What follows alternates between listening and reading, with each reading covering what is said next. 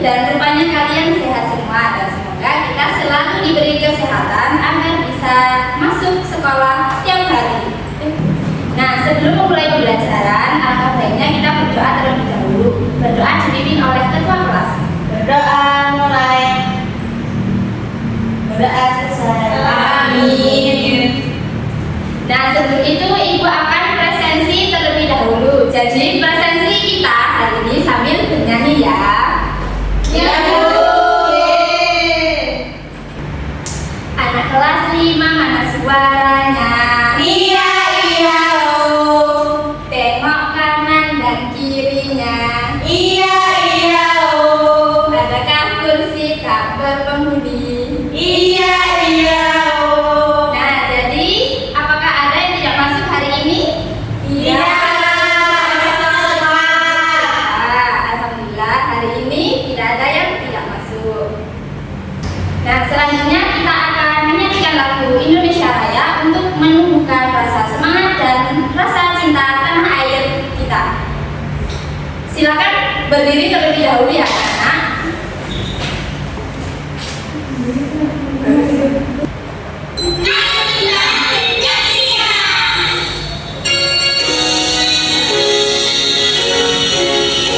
Indonesia tanah airku, tanahku padaku. Di sanalah aku berdiri, dari bangku ibuku. Anak-anak bisa duduk kembali ya.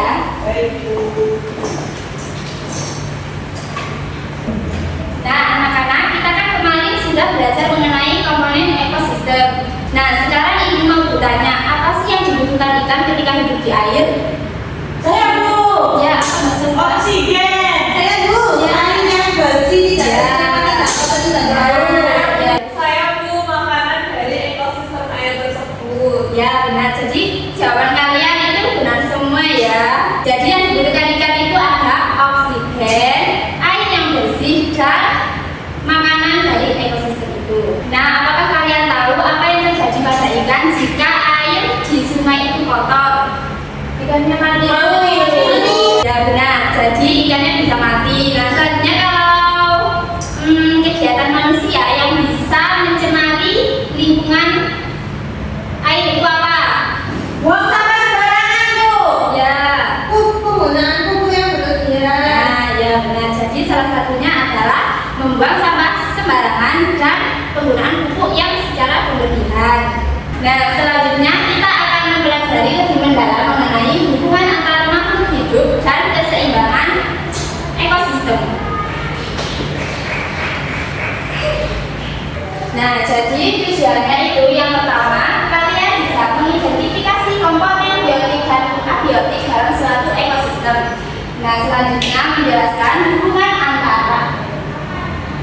Selanjutnya, kalian bisa menjelaskan hubungan antara komponen ekosistem melalui rantai makanan. Yang ketiga itu melalui kegiatan percobaan, kalian bisa melakukan pengamatan secara sistematis. Yang terakhir itu kalian bisa menunjukkan sikap peduli lingkungan dengan memberikan solusi terhadap masalah pencemaran. Sebelum Ibu menjelaskan lebih mendalam tentang materi, coba kalian simak video pembelajaran berikut.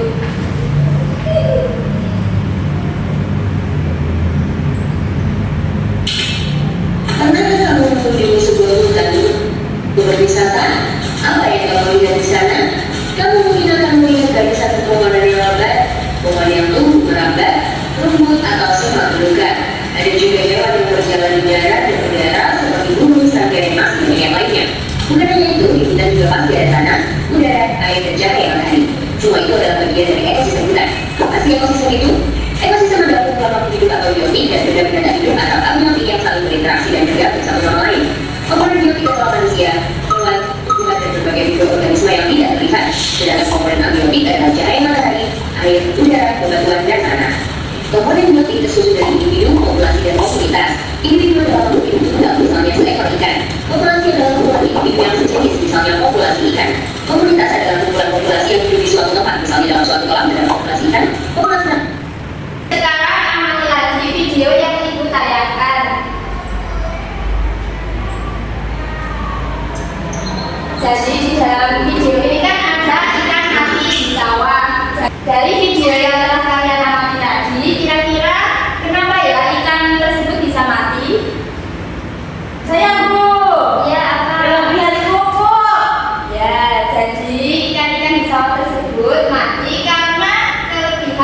insektisida atau pupuk yang disebar oleh petani.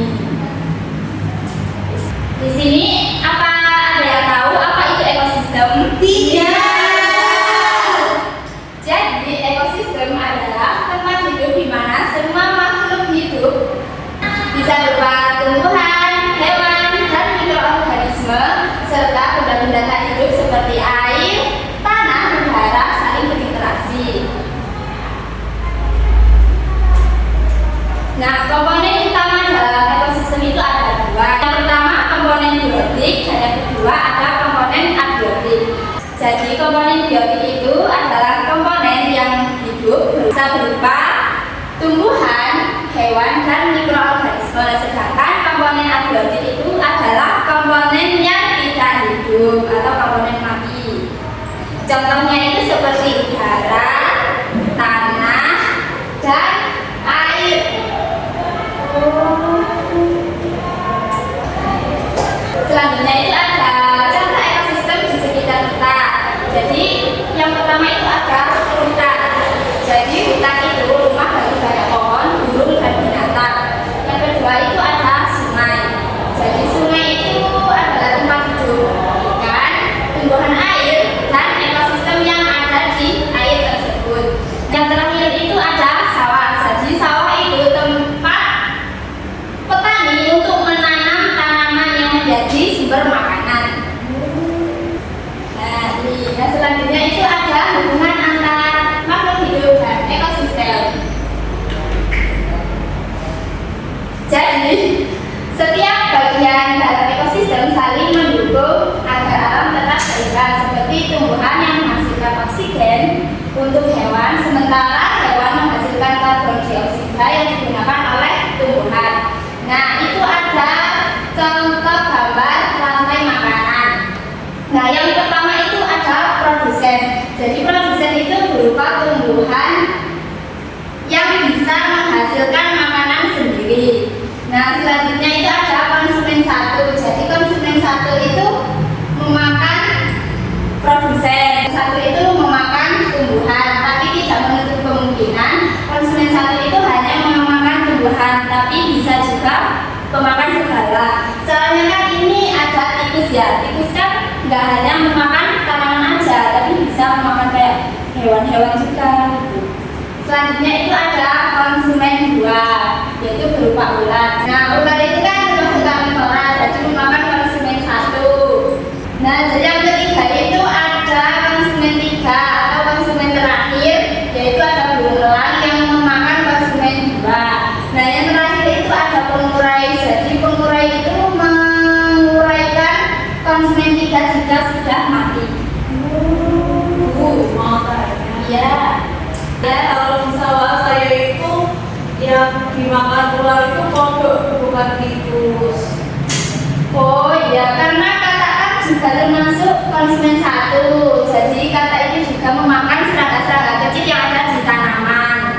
Oh, Berarti produsennya itu serangga kecil ya, Bu? Iya, kan bisa jadi serangga kecilnya kan nempel di tanaman. Bisa jadi tanamannya juga ikut kemakan. Selanjutnya ada keseimbangan lingkungan ekosistem. Jadi keseimbangan ekosistem adalah kondisi di mana interaksi antara komponen biotik dan abiotik berjalan secara harmonis dan seimbang. Selanjutnya ada faktor pengganggu keseimbangan ekosistem. Itu terbagi menjadi dua, ada faktor alam dan faktor manusia.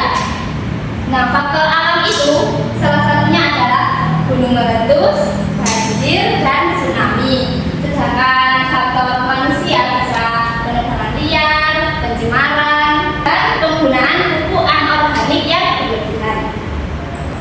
Nah, yang terakhir itu cara kita menjaga ekosistem. Yang pertama itu bisa mengurangi pencemaran lingkungan. Yang kedua, menanam pohon atau reforestasi. Yang ketiga adalah menghemat penggunaan air dan listrik. Dan yang terakhir, melestarikan hewan dan habitatnya. Selanjutnya, Ibu akan membagi kalian menjadi dua kelompok. Ini kelompok 1 dan ini kelompok 2. Nah, selanjutnya itu kita akan melakukan praktikum kecil-kecilan.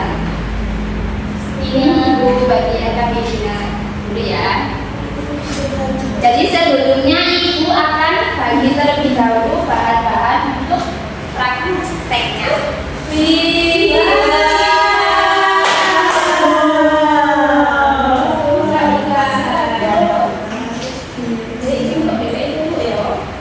namanya ikan apa, Bu? Ini namanya ikan blowfish. Aku punya ikan hijau.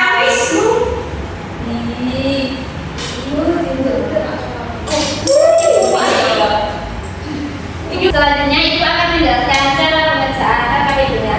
Jadi yang pertama itu siapkan alat dan bahannya. Sudah siap ya? Yang pertama itu sediakan 2 wadah yang berukuran sama untuk menyimpan air. Yang kedua itu tuangkan air ke dalam masing-masing wadah hingga penuh. Lalu masukkan 2 ikan kecil-kecil ke setiap wadah tersebut. Dan nanti salah satu wadah tersebut ditambahkan dengan pupuk. Nanti pupuknya akan diberikan secara bergantian ya. Dan amati yang terjadi pada ikan-ikan tersebut ya. Jadi setelah mengamati nanti kalian juga bisa menuliskan hasilnya di lembar aktivitas 2. Apakah bisa dipahami anak-anak? Bisa. Ya, selanjutnya ibu mau memberikan pupuknya ke ibu. Nanti kamu tuang satu sendok.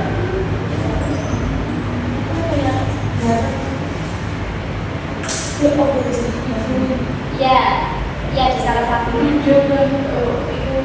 Bukan berasa. Takut.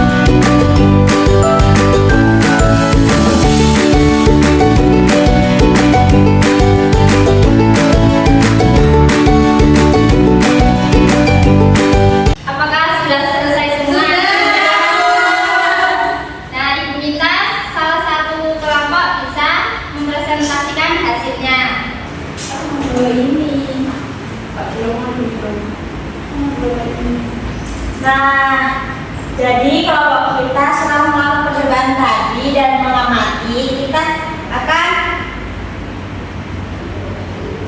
menyampaikan hasil jawaban dari pengamatan tadi. Nah, tadi kan ada pertanyaan di sini. Apa yang terjadi pada ikan di gelas pertama yang tidak diberi pupuk? Nah, ini di gelas pertama ikan yang tidak diberi pupuk itu masih hidup. Kemudian yang kedua, apa yang terjadi pada ikan di gelas kedua yang diberi pupuk? Ikannya mati. Karena terkena pupuk.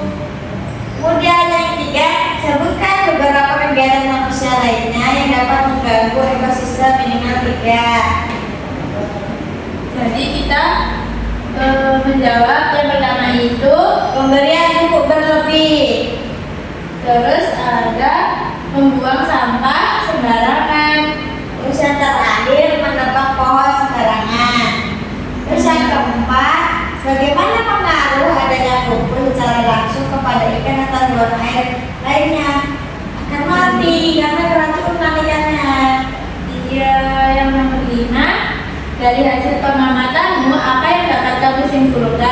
Jadi menurut kelompok kita, ikan yang terkena pupuk itu akan mati karena kan ikannya nggak bisa bernafas, jadi kan mati.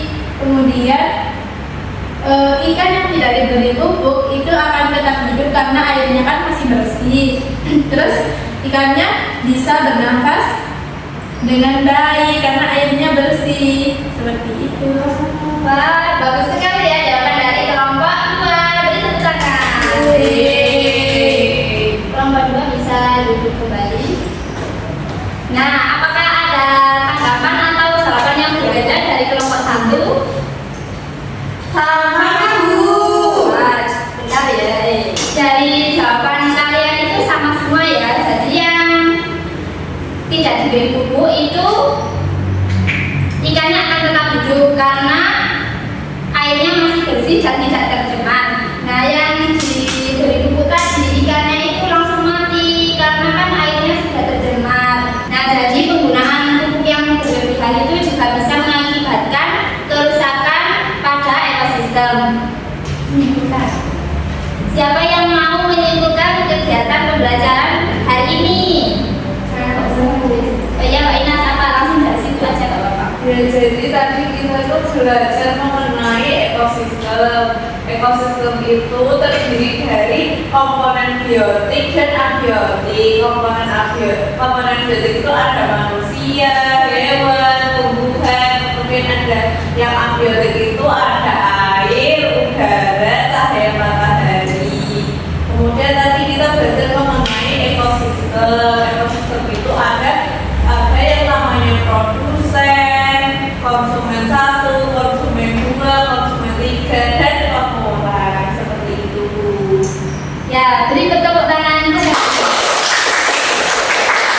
Jadi kita hari ini sudah mempelajari mengenai ekosistem, rantai makanan, dan faktor-faktor yang mempengaruhi dari ekosistem itu sendiri. Selanjutnya, Ibu akan memberikan kalian soal evaluasi untuk mengukur pemahaman kalian. Terima kasih. Ya, sama-sama.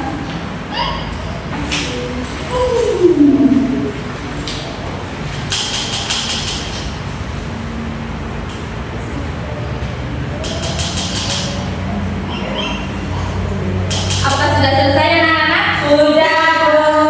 Ya, bisa diturunkan pada Ibu ya.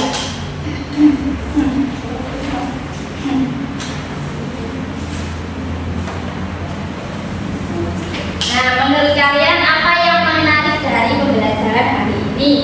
Ikan, Bu. Ya, selain itu, Silakan percobaan, Bu. Menonton video, Bu. dari pembelajaran hari ini, apakah yang kalian rasakan? Apakah senang, sedih, atau gimana? Senang. Untuk pertemuan selanjutnya, kita akan mempelajari mengenai peristiwa alam. Jadi di rumah kalian bisa mempelajarinya terlebih dahulu ya. Iya, Baik, Bu. Sebelum mengakhiri pembelajaran, alangkah baiknya kita berdoa terlebih dahulu. Doa dipimpin oleh ketua kelas. Persiapan berdoa selesai. Berdoa selesai.